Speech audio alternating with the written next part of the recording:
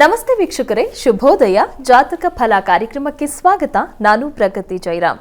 ಇವತ್ತಿನ ಸಂಚಿಕೆಯಲ್ಲಿ ಈ ದಿನದ ವಿಶೇಷತೆ ಜೊತೆಗೆ 12 ರಾಶಿಗಳ ಫಲಾಫಲ ಹೇಗಿದೆ ಅಂತ ನೋಡೋಣ. ಹಾಗೆ ನೀವು ಕಳುಹಿಸಿರುವಂತಹ ಸಂದೇಶಗಳತ್ತ ಸಹ ಗಮನ ಹರಿಸಲಾಗುತ್ತೆ. ಮೊದಲಿಗೆ ಪ್ರಾಜ್ಞರಾದ ಶ್ರೀಕಂಠ ಶಾಸ್ತ್ರಿ ಅವರನ್ನ ಕಾರ್ಯಕ್ರಮಕ್ಕೆ ಸ್ವಾಗತಿಸೋಣ. ಶಾಸ್ತ್ರಿಗಳೇ ನಮಸ್ಕಾರ, ಕಾರ್ಯಕ್ರಮಕ್ಕೆ ಸ್ವಾಗತ. ನಮಸ್ಕಾರಗಳು. ಶಾಸ್ತ್ರಿಗಳೇ, ಮೊದಲಿಗೆ ಈ ದಿನದ ವಿಶೇಷತೆ ಬಗ್ಗೆ ತಿಳಿಸ್ಕೊಡಿ. ಶ್ರೀ ಗುರುಭ್ಯೋ ನಮಃ. ಹರಿ ಓಂ. ಮೂರ್ತಿತ್ವೇ ಪರಿಕಲ್ಪಿತ ಶಶಿಭೃತೌ ರತ್ಮ ಪುನರ್ಜನ್ಮನಾಮಾತ್ಮೇತ್ಯಾತ್ಮವಿದಾಂ ಕೃತಶ್ಚ ಯಜತಾಂ ಭರ್ತ ಅಮರಜ್ಯೋತಿಷಾಂ ಲೋಕಾನಾಂ ಪ್ರಳಯೋದ್ಭವ ಸ್ಥಿತಿ ವಿಭಶ್ಚಾನೇಕಧಾ ಯಶ್ಚಿರತೌ ವಾಚನ್ನ ಸದ್ದದಾತ್ವನೇಕ ಗ್ರಹಃ ತ್ರೈಲೋಕ್ಯ ದೀಪೋ ರವಿಃ. ವೀಕ್ಷಕರೆಲ್ಲರಿಗೂ ಶುಭೋದಯ, ಶುಭ ಬೆಳಗು. ಈ ದಿನದ ಸಂದೇಶಗಳನ್ನು ಪರಿಶೀಲಿಸುವ ಪೂರ್ವದಲ್ಲಿ ಹೊತ್ತಿನ ಪಂಚಾಂಗವನ್ನು ಗಮನಿಸಿಕೊಳ್ಳೋಣ. ಶ್ರೀ ಶೋಭಕೃ ನಾಮ ಸಂವತ್ಸರ, ದಕ್ಷಿಣಾಯಣ, ಹೇಮಂತ ಋತು, ಮಾರ್ಗಶಿರ ಮಾಸ, ಕೃಷ್ಣ ಪಕ್ಷವಾಗಿದೆ. ಈ ದಿವಸ ಗುರುವಾರವಾಗಿರತಕ್ಕಂಥದ್ದು. ದ್ವಿತೀಯ ತಿಥಿ ಪುನರ್ವಸು ನಕ್ಷತ್ರ. ಈ ದಿವಸ ಮಾರ್ಗಶಿರ ಮಾಸದ ಗುರುವಾರ. ಹೀಗಾಗಿ ಈ ದಿವಸ ಮಹಾಲಕ್ಷ್ಮಿಯ ಆರಾಧನೆ, ಮಾರ್ಗಶೀರ್ಷ ಮಹಾಲಕ್ಷ್ಮಿಯ ಪ್ರಾರ್ಥನೆ ಆರಾಧನೆಗಳನ್ನು ಮಾಡ್ತಕ್ಕಂಥದ್ದು. ಕಳೆದ ವಾರ ಎಲ್ಲ ಅದರ ಬಗ್ಗೆ ವಿವರಣೆಯನ್ನು ಕೊಟ್ಟಿದ್ದೀನಿ.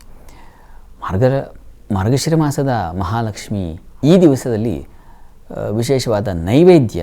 ಇಲ್ಲಿ ಪ್ರಧಾನವಾಗಿ ಒಂದೊಂದು ವಾರಕ್ಕೆ ಒಂದೊಂದು ನೈವೇದ್ಯವನ್ನು ಸಮರ್ಪಣೆ ಮಾಡಿ ಅಂತ ಸೂಚಿಸಿದೆ. ಹೀಗಾಗಿ ಈ ದಿವಸ ಅಪೂಪ ಹಾಗೂ ಪಾಯಸ ನೈವೇದ್ಯವನ್ನು ಮಾಡ್ತಕ್ಕಂಥದ್ದು ಅನ್ನೋದನ್ನು ಹೇಳಿದೆ. ಸಾಧ್ಯವಾದವರು ಆ ಅಪೂಪ ನೈವೇದ್ಯವನ್ನು ಮತ್ತು ಪಾಯಸ ನೈವೇದ್ಯವನ್ನು ಅಮ್ಮನವರಿಗೆ ಸಮರ್ಪಣೆ ಮಾಡಿ. ಯಾವುದಾಗುತ್ತೋ ಅದನ್ನು ಮಾಡಿ. ಹೆಚ್ಚು ಗೊಂದಲ ಮಾಡಿಕೊಂಡು ಅದರ ಬಗ್ಗೆ ಏನು ಅಯ್ಯೋ ಇದನ್ನು ಆಗಲಿಲ್ವಲ್ಲ, ಇದನ್ನು ಮಾಡಲಿಕ್ಕೆ ಆಗಲಿಲ್ವ ಅಂತ ಒದ್ದಾಡ್ಕೋಬೇಡಿ. ಬಹಳ ಮುಖ್ಯವಾಗಿ ಬೇಕಾಗಿರೋದು ಶ್ರದ್ಧೆ, ಶ್ರದ್ಧೆ, ಶ್ರದ್ಧೆ. ಯಾವಾಗಲೂ ಇದನ್ನೇ ಹೇಳ್ತೀನಿ ನಾನು. ಈ ಕಾರಣದಿಂದಾಗಿ ಶ್ರದ್ಧೆಯಿಂದ ಮಾಡಿದ ಪೂಜೆ ಬಹಳ ಮುಖ್ಯ. ಮನಸ್ಸನ್ನು ನಿರ್ಮಲ ಮಾಡಿಕೊಂಡು ಪೂಜೆಯನ್ನು ನೆರವೇರಿಸಿ. ಮಹಾಲಕ್ಷ್ಮಿ ಆರಾಧನೆಯಿಂದ ನಿಮ್ಮ ಸಂಕಲ್ಪಗಳು ಈಡೇರುತ್ತೆ. ಇಷ್ಟಾರ್ಥಗಳನ್ನು ಆಕೆ ಕರುಣಿಸ್ತಾಳೆ. ಸಾಧ್ಯವಾದರೆ ಈ ದಿವಸ ಹರೀಂ ಮಹಾಲಕ್ಷ್ಮೀ ನಮಃ ಈ ಮಂತ್ರವನ್ನು 108 ಬಾರಿ ಹೇಳ್ಕೊಳ್ಳಿ.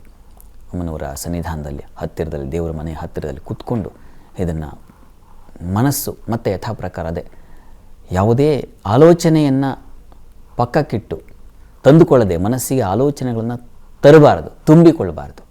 ಆ ರೀತಿಯಲ್ಲಿ ಮಹಾಲಕ್ಷ್ಮಿ ಅಮ್ಮನವರ ಪ್ರಾರ್ಥನೆ ಮಾಡಬೇಕು, ಜಪವನ್ನು ಮಾಡಬೇಕು. ಪ್ರಯತ್ನ ಮಾಡಿ. ಒಳ್ಳೆಯದಾಗಲಿ.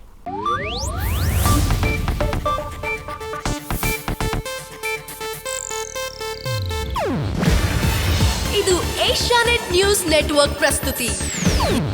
ನೀವು ನೋಡ್ತಿದ್ದೀರಾ ಏಷ್ಯಾನೆಟ್ ಸುವರ್ಣ ನ್ಯೂಸ್.